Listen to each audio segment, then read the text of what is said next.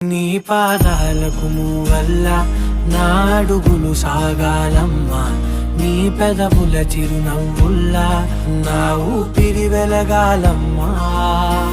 నిరంతరం నీ చంటి పాపల్లే ఉండాలి నేనన్నాళ్ళకి, నిన్ను దిలెంతగా ఎదగాలనుకోనే అమ్మా. అణువణువణు నీ కొలువే అమ్మా, ఎదసడిలో శృతిలయలు నువ్వే అమ్మా.